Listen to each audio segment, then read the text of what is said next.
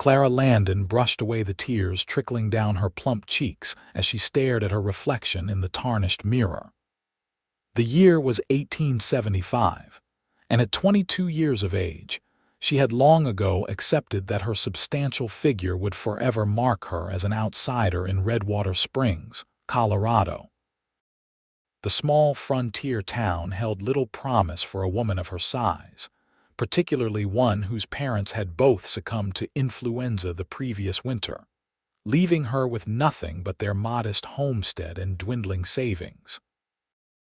"Last day of freedom," Clara whispered to herself, tucking a stray lock of chestnut hair behind her ear.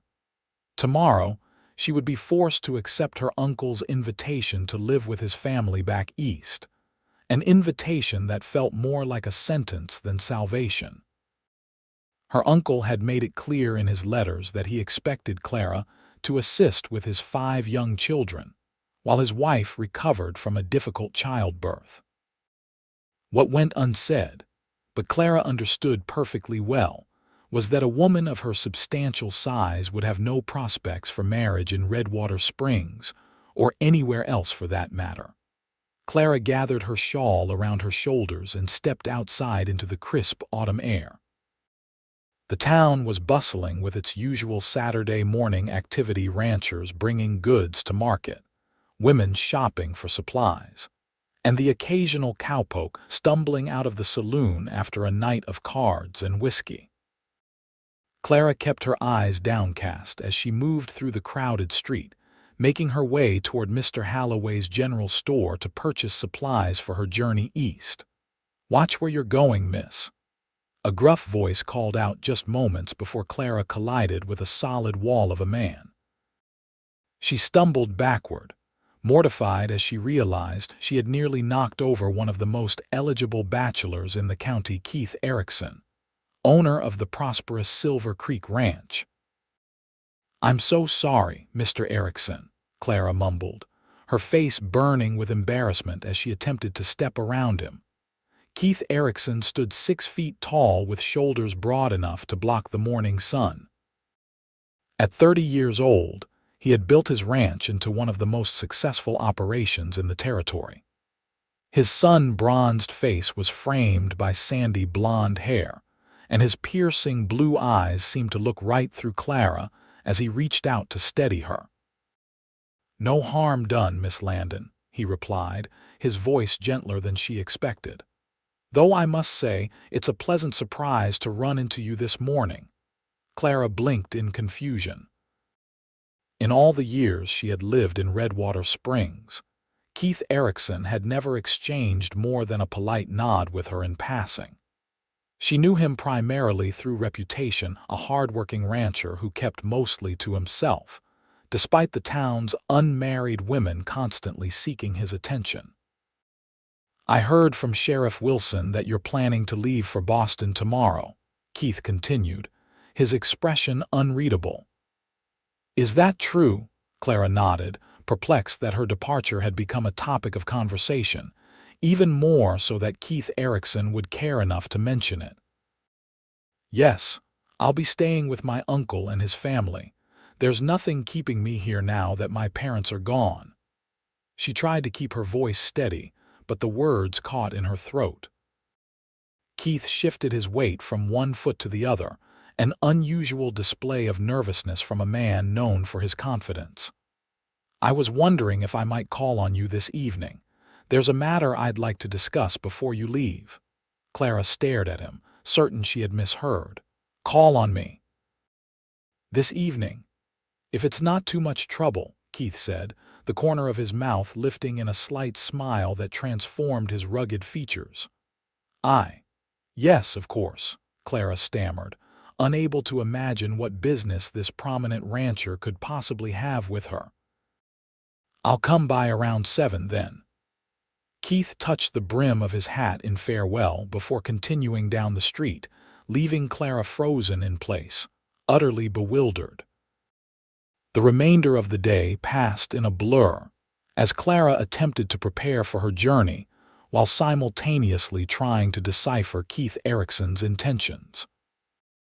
By the time the clock struck 7, She had worked herself into such a state of nervous anticipation that she nearly jumped out of her skin at the sound of a knock at her door.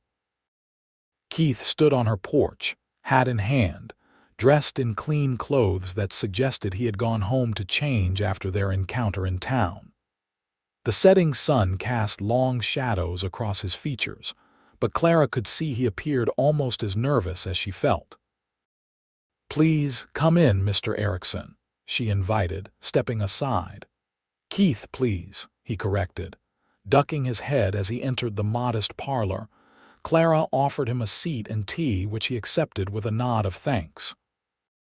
For several moments they sat in awkward silence, Keith staring into his teacup as if searching for words. "Miss Landon," he finally began, setting the cup aside. "Clara, I'm not one for fancy speeches or beating around the bush. I've always believed in speaking plainly, so I hope you'll forgive my directness." Clara braced herself, wondering if perhaps he was here to purchase her family's land before she departed. "I've watched you for years now, ever since you moved to town with your parents. I've seen your kindness to others, your quiet strength, the way you handled your parents' illness with grace that would put most to shame." Keith leaned forward, his gaze intense. "I don't want you to leave Redwater Springs." Clara's heart hammered against her ribs. "Mr. Erikson, Keith, I don't understand." "I'm asking you to stay," he said simply. Then, with a deep breath, he added, "as my wife." The room seemed to tilt sideways as Clara struggled to comprehend his words. "Your wife? Is this some kind of cruel joke?" Keith's expression hardened. "I have never been more serious about anything in my life, Clara Landon. I'm asking you to marry me." "But why?" Clara blurted out, unable to contain herself. "You could have any woman in this county. Why would you want someone like me?" Keith's features softened, and he stood, crossing the room to kneel before her chair. "Because there is no other woman like you in this county or anywhere else, I reckon. I've been waiting for you, Clara, waiting for the right moment, trying to build something worthy of offering you." Tears welled in Clara's eyes. "You can't mean that. Look at me, Keith. I'm not." She gestured helplessly at her substantial figure. "I am looking at you," he replied firmly, taking her hands in his. "I see a woman with more heart and soul than anyone I've ever known.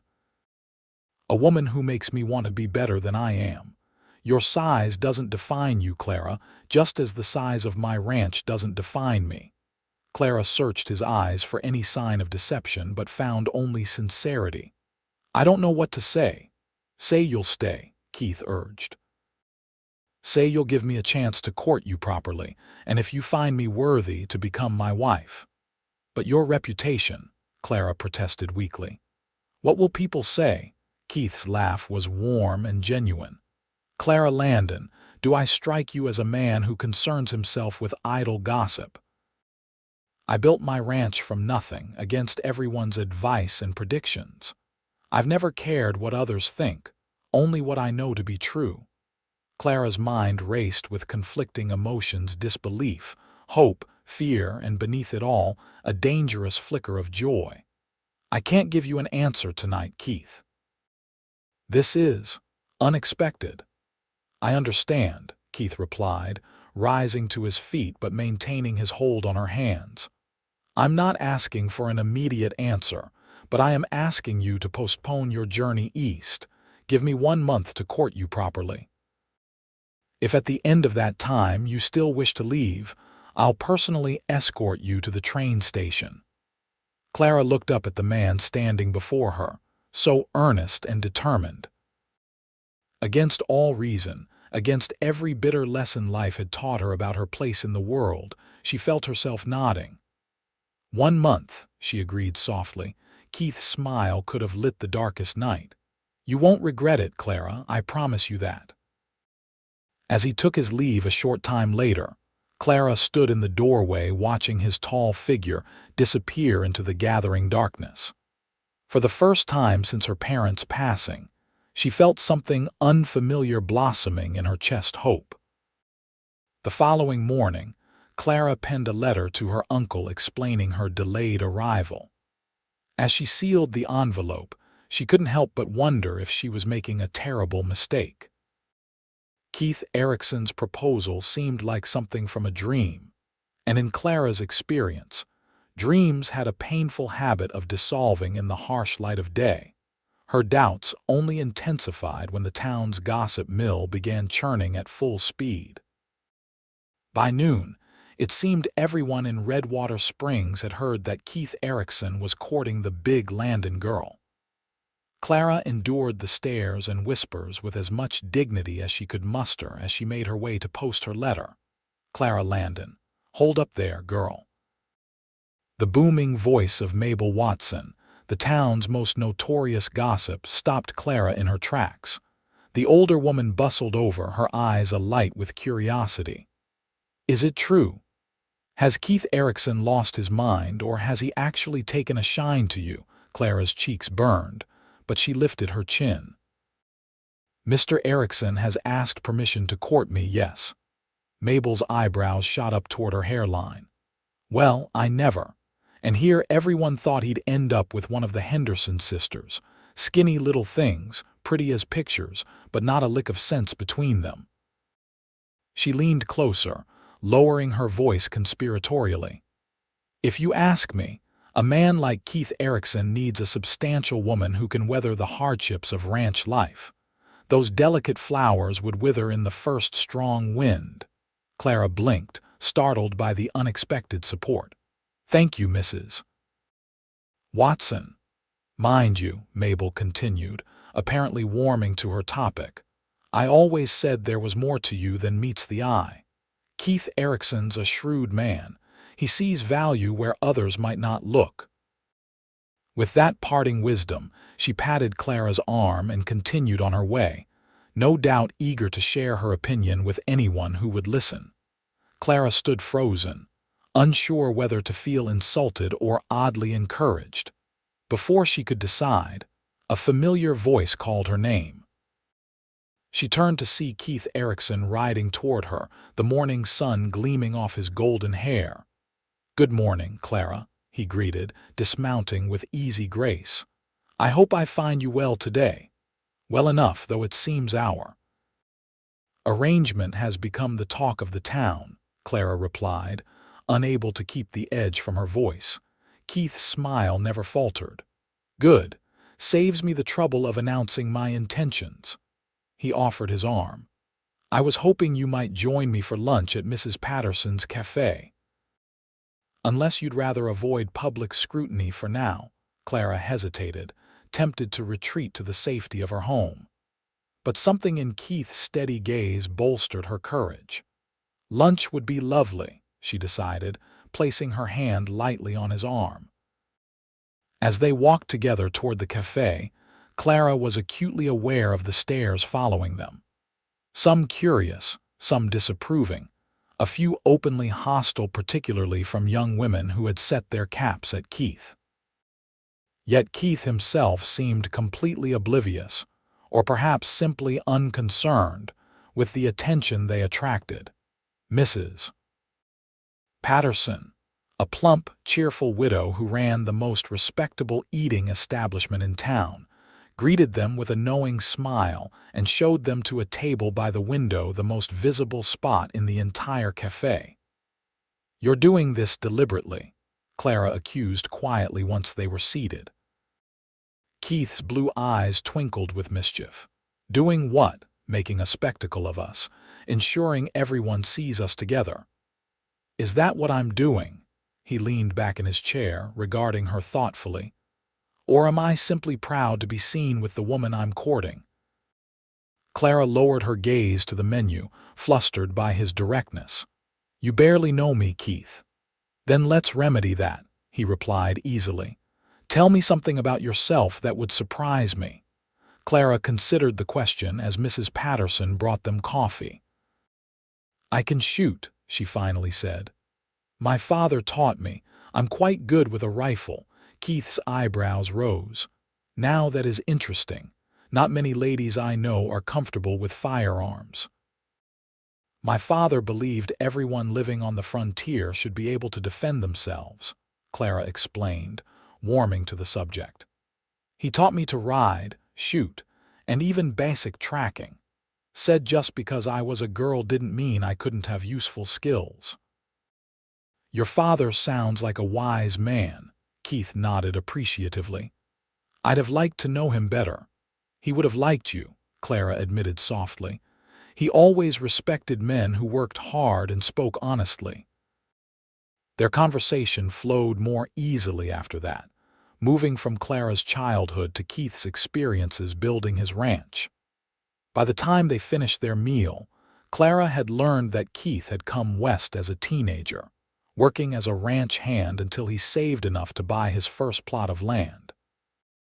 Through determination and an uncanny ability to predict weather patterns that affected grazing conditions, he had expanded his holdings into one of the most successful cattle operations in the territory. It wasn't always easy, Keith confessed as they left the cafe. There were plenty of nights I went to bed hungry, wondering if I'd made a terrible mistake striking out on my own. What kept you going? Clara asked, genuinely curious. Keith glanced down at her, his expression softening. Faith, I suppose. Faith that the future I envisioned was worth the struggle. He offered her his arm again. May I show you something? It's a short ride from town. Clara hesitated only briefly before nodding her assent. Keith helped her onto his horse, then mounted behind her, his strong arms encircling her waist as he took the reins. Clara felt acutely self-conscious about her size, certain she must be crushing him, but Keith showed no sign of discomfort as they rode out of town. 20 minutes later, they crested a gentle hill that overlooked a picturesque valley. A crystal-clear stream wound through meadows dotted with wildflowers, and in the distance, the majestic Rocky Mountains provided a stunning backdrop. It's beautiful, Clara breathed, momentarily forgetting her insecurities in the face of such natural splendor. This is part of Silver Creek Ranch, Keith explained, his voice close to her ear. The first parcel I ever purchased. Everyone said I was a fool. The stream floods in spring, they warned. But I saw its potential. Clara could understand why. Despite the autumn chill, the valley radiated warmth and life. You chose well. I've been building a house, Keith continued, pointing to a distant structure set back from the stream. Started it 2 years ago. It's nearly finished now. Clara squinted, making out the shape of what appeared to be a substantial 2-story home. It looks lovely, she offered, though the distance made details difficult to discern. Would you like to see it? Keith asked, something like nervousness coloring his tone. Clara nodded, and they continued down the hill. As they approached the house, Clara's eyes widened in appreciation. It was larger than she had initially thought, a handsome structure built of locally quarried stone and timber, with a wide porch wrapping around 3 sides. You built this yourself? She asked as Keith helped her dismount. With some help from ranch hands during slow seasons, he acknowledged, leading her toward the front door. But the design is mine. The interior was even more impressive than the exterior. Spacious rooms with high ceilings, a massive stone fireplace in the main living area, and large windows that captured the breathtaking views from every angle. It's not quite finished, Keith apologized, gesturing to some areas where work was still clearly in progress. The furniture hasn't arrived yet for most rooms, and the kitchen needs. It's magnificent, Clara interrupted sincerely. Truly, Keith, I've never seen its equal. Keith's expression brightened at her praise. Would you like to see the rest? As he showed her through the house, Clara couldn't help but notice certain features that seemed unusual: doorways slightly wider than standard, a staircase with shallower, broader steps than typical, furniture that appeared sturdier and more substantial than the delicate pieces fashionable in most homes. When they reached the master bedroom, a spacious chamber with windows overlooking the valley, Clara finally voiced her observations. "Keith, did you design this house with someone specific in mind?" Keith's tanned face colored slightly, but he held her gaze. "Yes," he admitted quietly. "Someone." "Like me?" Clara pressed, hardly daring to believe her suspicion. Keith's gaze never wavered. "I designed it for you, Clara, only you." Clara felt as though the floor had dropped away beneath her feet. "But that's impossible. You said you started building 2 years ago." "We barely knew each other then." "I knew you," Keith contradicted gently. "I watched you care for your ailing mother, taking on all the household duties without complaint. I saw you teaching the Miller children to read when their father was injured and couldn't work. I noticed how you always had a kind word for old Mr. Jenkins when everyone else avoided him because of his dementia." Clara shook her head in disbelief. "I don't understand." Keith took a step closer, his expression earnest. "I've loved you from afar for years, Clara Landon. Too afraid to approach you directly, too conscious of the difference in our stations. Your father was a respected businessman, and I was just a rancher trying to make good." "But my size," Clara protested, gesturing to her substantial figure. "Most men, I am not most men," Keith interrupted firmly. "When I look at you, I see strength, compassion, and beauty that goes soul deep. I see the woman I want to share my life with, raise children with, grow old beside."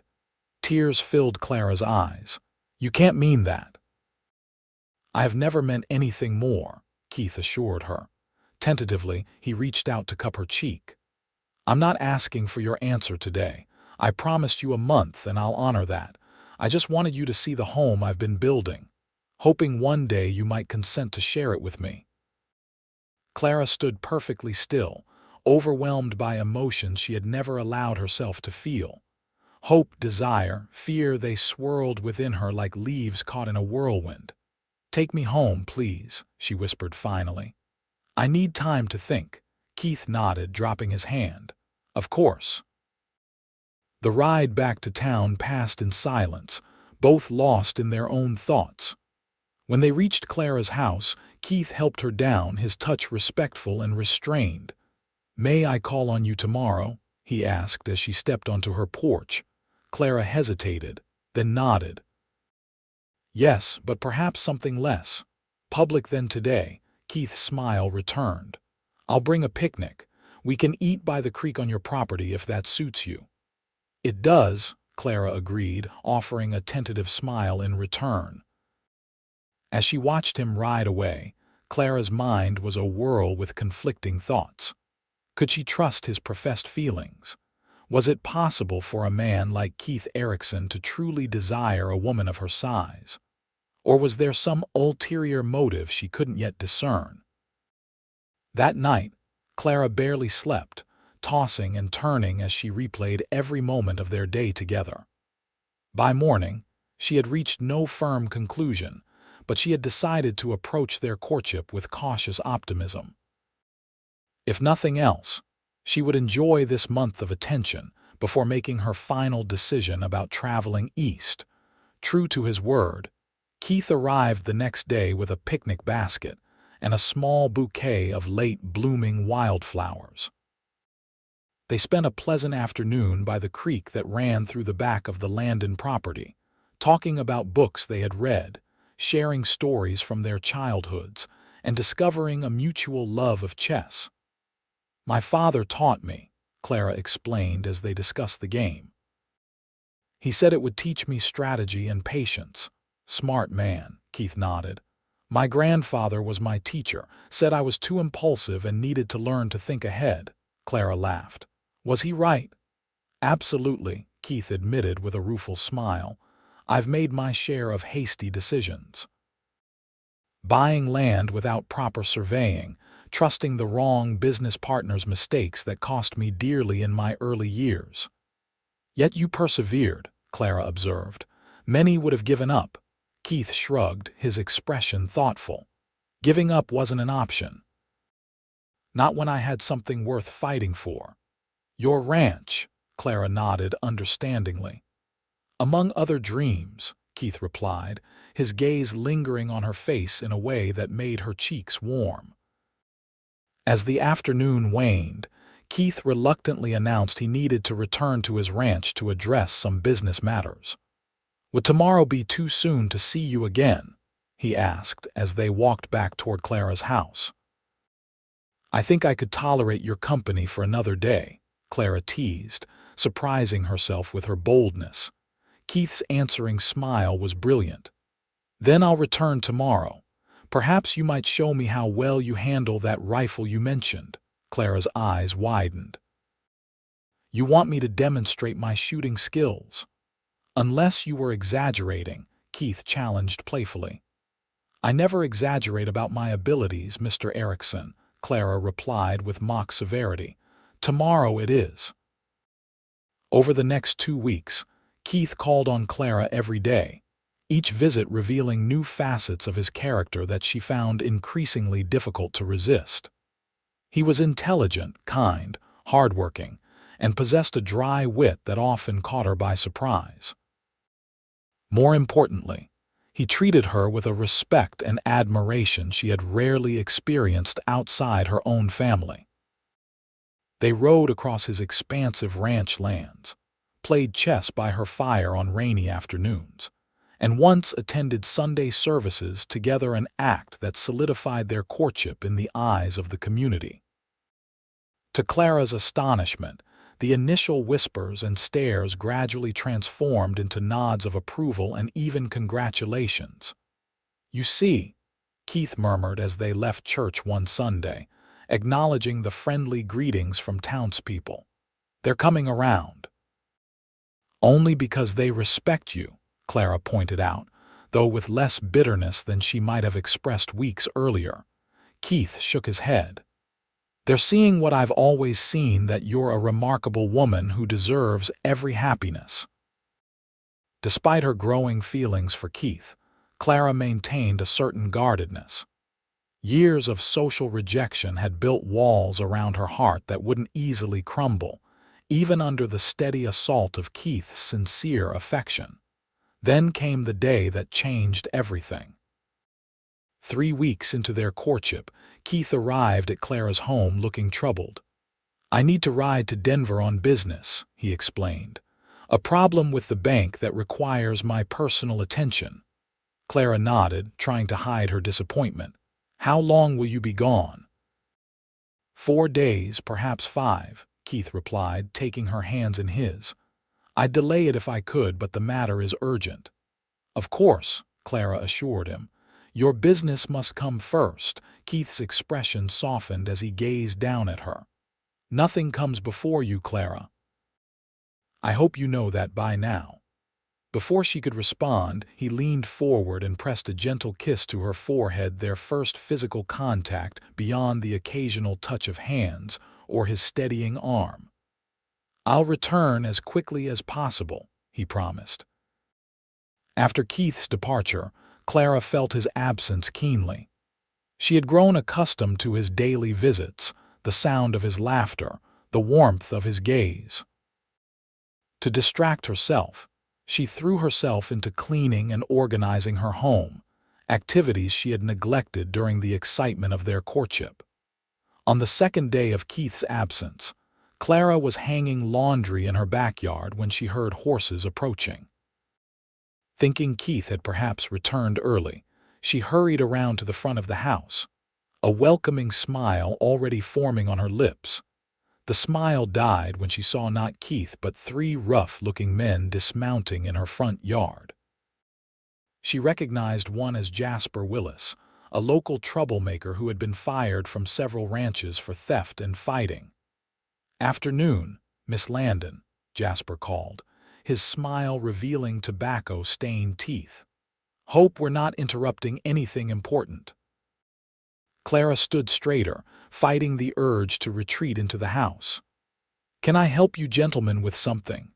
Heard your beau's out of town, another man commented, a tall, lanky fellow with a scar running down one cheek.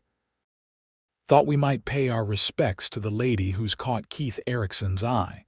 See what all the fuss is about."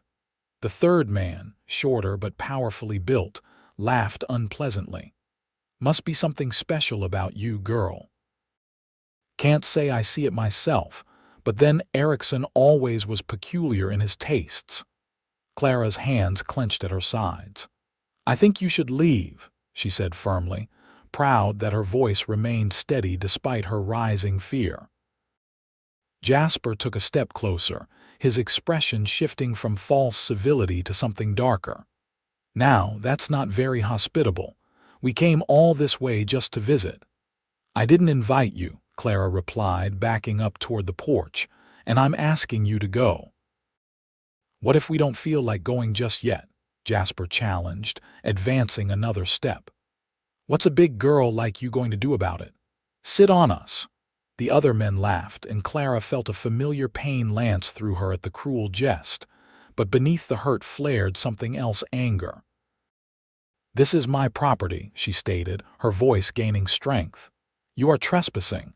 Leave now or I'll be forced to defend myself." The men exchanged amused glances, clearly not taking her seriously. "Defend yourself," the scarred man repeated mockingly. "That I'd like to see." Clara's eyes narrowed. Last warning. When none of the intruders moved, Clara turned and darted into the house, slamming the door behind her. She could hear their laughter as she raced to the cabinet where she kept her father's Winchester rifle. With practiced movements, she loaded the weapon and returned to the front door. The men were halfway up her porch steps when she reappeared, rifle raised and aimed steadily at Jasper's chest. "I told you to leave," she reminded them calmly. Jasper froze, his amused expression faltering.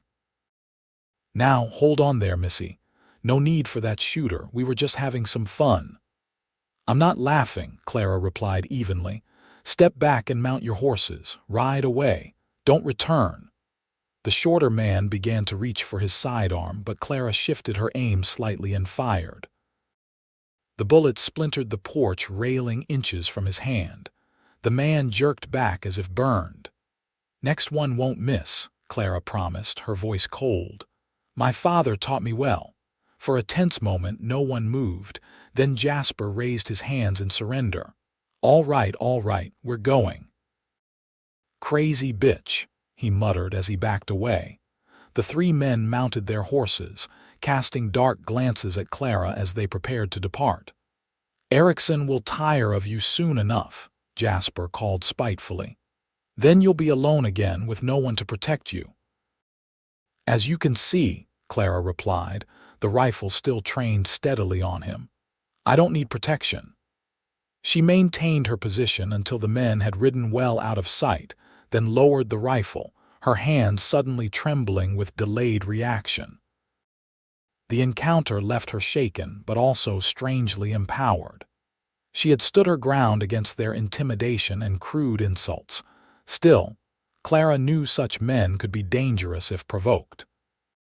She spent an uneasy night, the rifle propped beside her bed, starting at every creak and groan of the old house settling.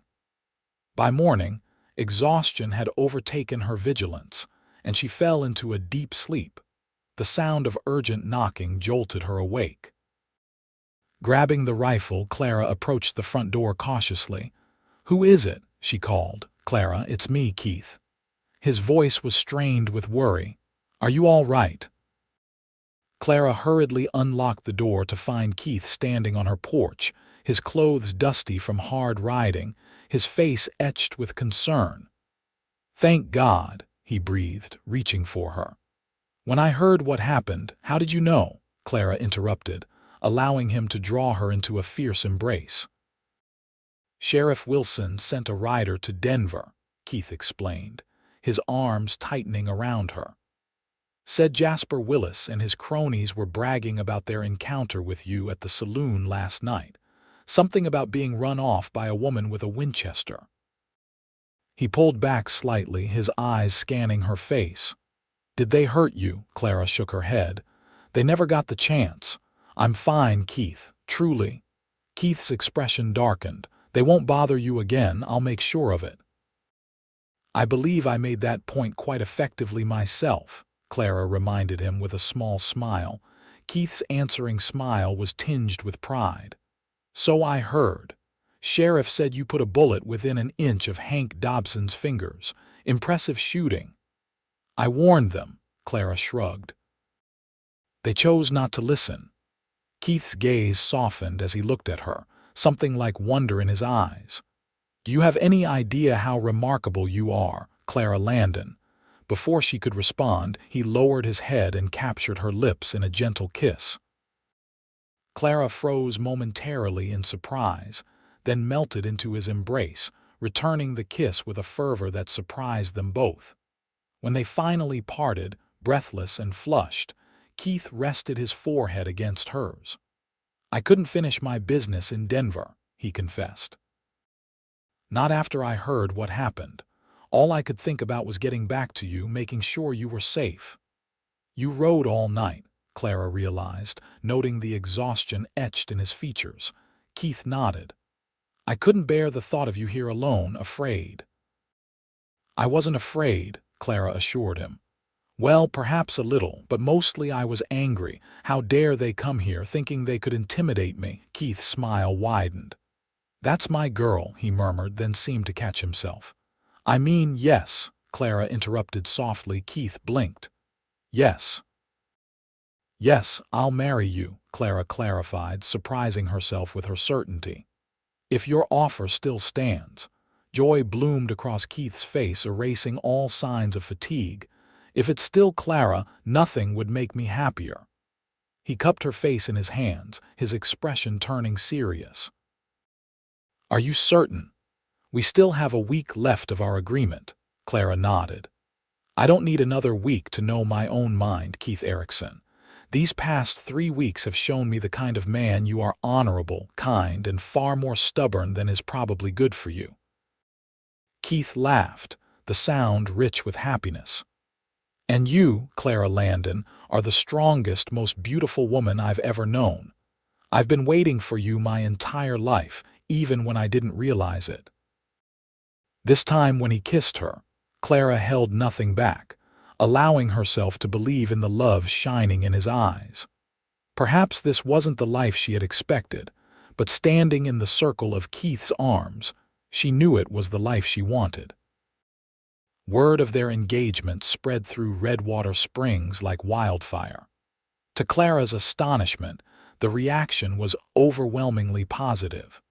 Women who had previously ignored her now sought her company, eager to discuss wedding plans. Men who had barely acknowledged her existence tipped their hats respectfully when she passed. "It's not me they suddenly respect," Clara observed to Keith one evening as they sat on her porch swing. "It's your choice of me that legitimizes me in their eyes." Keith frowned. "That's not true. They're simply seeing what I've always seen." Clara patted his hand. "It's all right, Keith.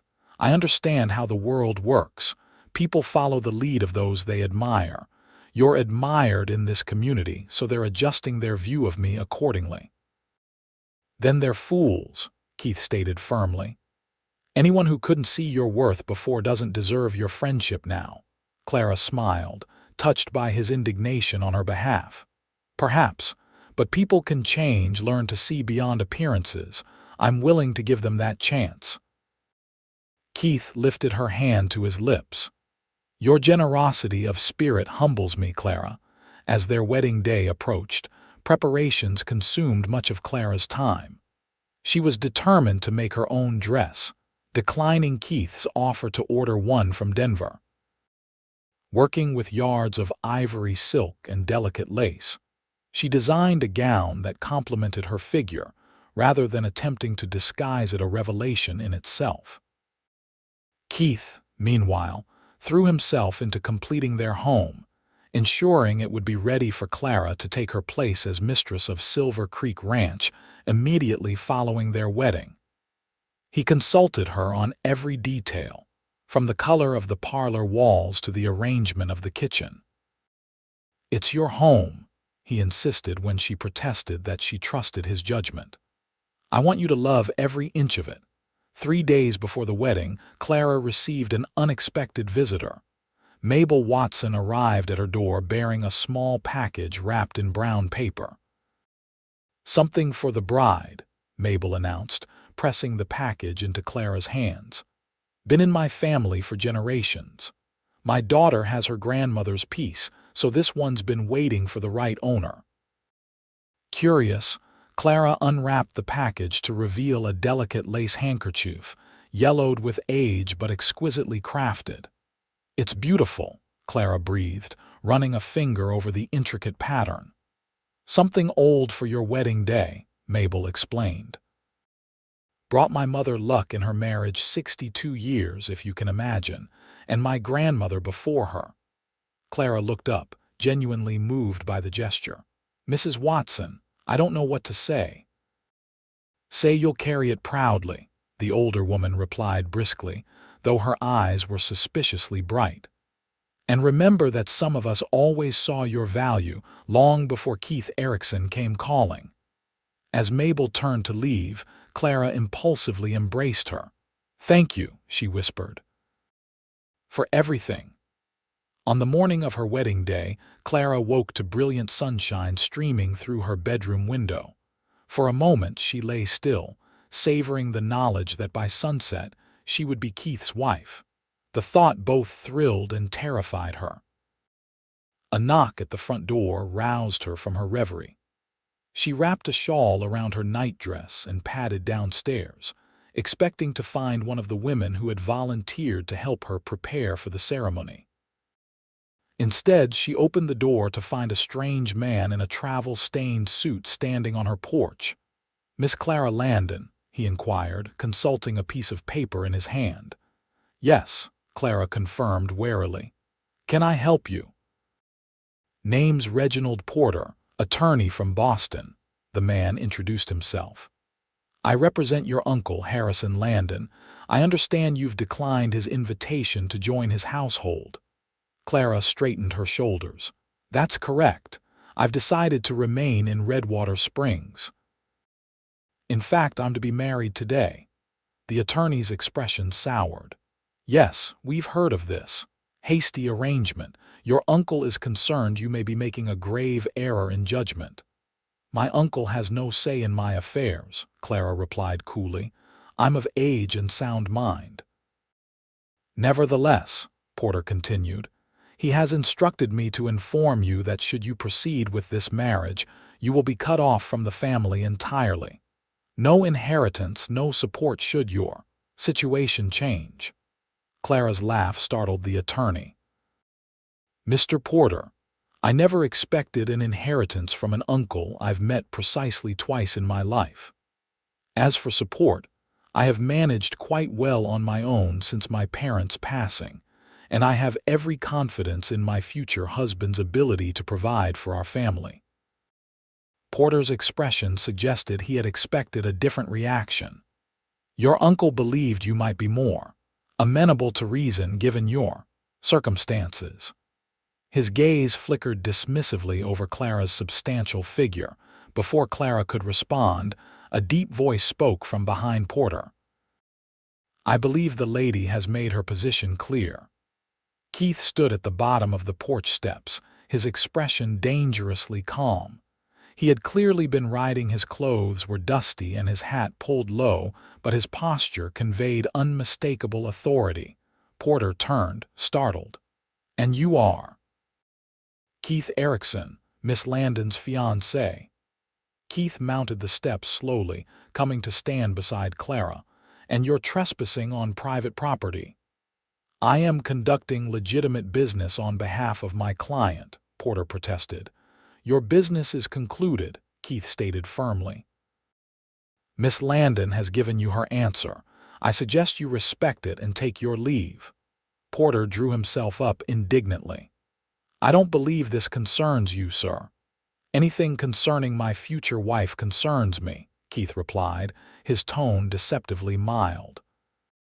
"Particularly when someone attempts to threaten or intimidate her on what should be the happiest day of her life." Porter opened his mouth to argue further, but something in Keith's steady gaze made him reconsider.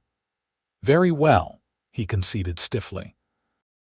"I'll inform Mr. Landon of your decision, Miss Landon. I wish you good day." As the attorney retreated to a waiting carriage, Clara leaned against Keith's solid strength. "How did you happen to arrive at precisely the right moment?" she asked. Keith smiled down at her, his arm sliding around her waist. "Call it intuition. I woke with the strangest feeling that you might need me." His expression grew serious. "Are you all right?" Clara nodded, surprised to realize she truly was. "My uncle's opinion means nothing to me. I've made my choice, Keith, and I couldn't be happier with it." Keith's answering smile warmed her to her toes. "Then let's get married, Clara Landon. I've waited long enough to make you my wife." Hours later, Clara stood at the back of Redwater Springs' small church, her heart pounding as the wedding march began. The simple ivory gown she had created fit perfectly, emphasizing her womanly curves rather than attempting to conceal them. In her hand, she clutched Mabel Watson's heirloom handkerchief, drawing strength from the generations of women who had carried it before her. As she began her walk down the aisle, Clara was startled to see how many townspeople had gathered to witness her marriage. The church was filled to capacity, with people standing along the walls and at the back. Faces that had once regarded her with indifference or disdain now smiled encouragingly as she passed. But it was the expression on Keith's face as he watched her approach that truly took her breath away. Pure adoration shone in his eyes, making her feel more beautiful than she had ever imagined possible. When she reached the altar and placed her hand in his, Keith leaned close to whisper, "You are everything I've ever dreamed of, Clara." The ceremony passed in a blur of emotion for Clara. She recalled speaking her vows clearly, remembered the cool slide of the gold band onto her finger, and would never forget the tender kiss Keith bestowed upon her when the minister pronounced them husband and wife. But the details blended together in the overwhelming joy of the moment. The celebration afterward was held on the grounds of their new home, with tables set up beneath the trees and lanterns strung to illuminate the gathering as evening fell. Clara moved through the crowd in a daze, accepting congratulations and well wishes from people who had scarcely spoken to her weeks earlier. "Mrs. Erikson," a familiar voice called, and Clara turned to find Sheriff Wilson approaching with his wife. "Congratulations. You've got yourself a fine man there." "Thank you, Sheriff," Clara replied warmly. "I believe I do." "And he's got himself quite a woman," Mrs. Wilson added with a meaningful smile. "We heard about how you handled those troublemakers. Very impressive." As the Wilsons moved on, Keith appeared at Clara's side, slipping an arm around her waist.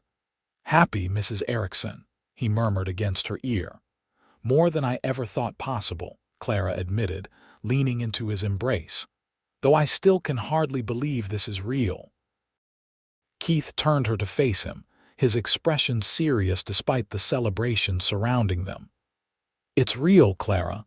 I've been waiting for you my entire life, building this ranch, this home, preparing for the day I could make you mine. And now you are." "And you are mine," Clara replied softly, reaching up to touch his face. "My husband." Keith's smile was radiant. "I like the sound of that." As the celebration continued around them, Clara felt a sense of belonging she had never experienced before. Not just to Keith, though his love anchored her, but to this place, these people, this life they would build together. For the first time, she didn't feel defined by her size or limited by others' perceptions. In Keith's eyes, she saw herself as she truly was: strong, capable, worthy of love. When the last guest had departed and they were finally alone in their new home, Keith swept Clara into his arms. "Welcome home, Mrs. Erikson," he murmured, carrying her across the threshold. Clara's arms tightened around his neck. "I love you, Keith." I think perhaps I have from the moment you asked me to stay.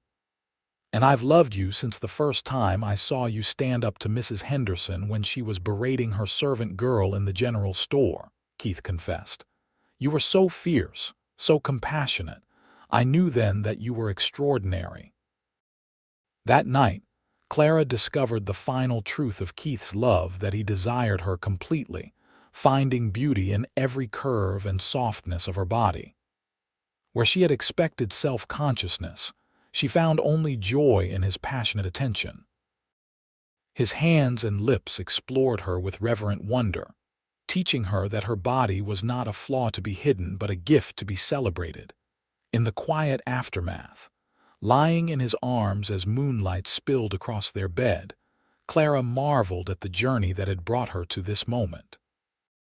1 month ago, she had been preparing to leave Redwater Springs forever, convinced no happiness awaited her here.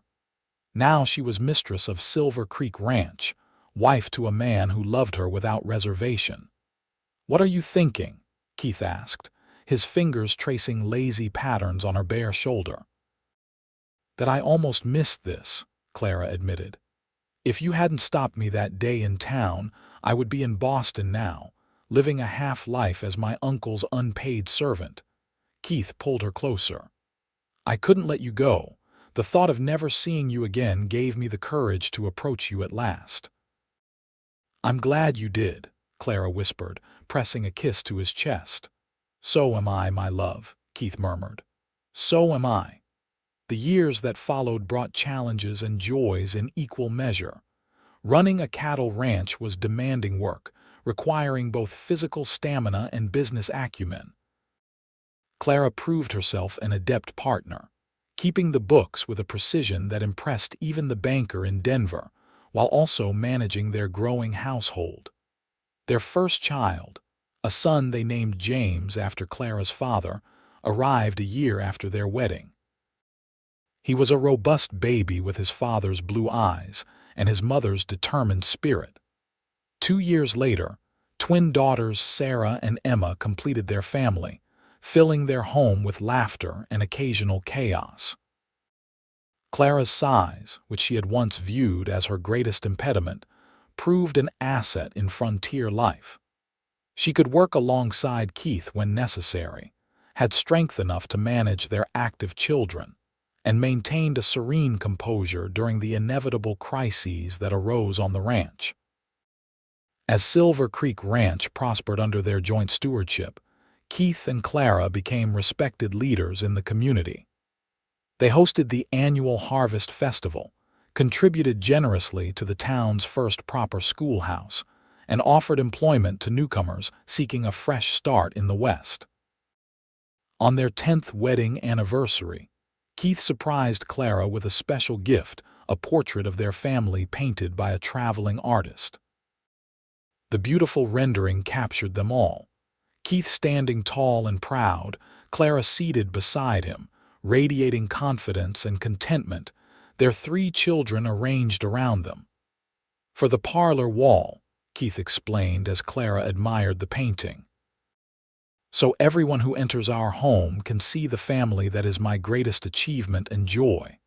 Clara turned to him, her eyes bright with emotion. "I sometimes wonder what my life would have been if you hadn't stopped me that day, if you hadn't said those words that changed everything." "What words?" Keith asked, drawing her into his arms. Clara smiled up at him. "I've been waiting for you," she quoted softly. "No one had ever waited for me before."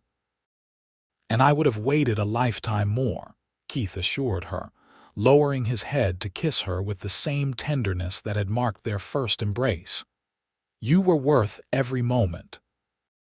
As the sun set over Silver Creek Ranch, painting the valley in hues of gold and crimson, Clara Erikson stood on the porch of the home her husband had built for her, watching their children play in the yard. Her life had taken a turn she never could have imagined, leading her to happiness beyond her wildest dreams. The young woman who had once believed herself unworthy of love had discovered her true worth in the eyes of a man who had seen beyond appearances to the strength and beauty within. And in that discovery, she had found not only love but her authentic self capable, respected, and deeply cherished. "Mama, come see," little Emma called, beckoning excitedly from the garden where the children were constructing an elaborate fort from fallen branches. "Coming, sweetheart," Clara replied, descending the porch steps with the confidence of a woman who knew her place in the world and cherished it. Behind her, Keith paused in the doorway, watching his wife move toward their children, her figure silhouetted against the sunset. 10 years had only deepened his love for her, his admiration for her strength and gentle wisdom growing with each passing day. "Thank you," he whispered to whatever fate or providence had given him the courage to speak to her that day in town, to offer his heart to the woman he had loved from afar for so long. As if sensing his thoughts, Clara turned to look back at him, her smile radiant with love and contentment. Keith smiled in return, then stepped forward to join his family, grateful beyond words for the full and beautiful life they had built together on the frontier they both loved. In the years that followed, Silver Creek Ranch became known throughout the territory, not just for its fine cattle and progressive farming methods, but for the extraordinary partnership at its heart. Travelers passing through Redwater Springs often heard the story of the rancher who had built a house for the woman he loved before he had even spoken to her, and the brave young woman who had found the courage to believe in that love. Their story became something of a legend in those parts, a testament to the power of seeing beyond appearances to the true worth within. And though Clara and Keith themselves considered their love not legendary but simply true, they never tired of telling their grandchildren how it had all begun with those simple, heartfelt words. "I've been waiting for you."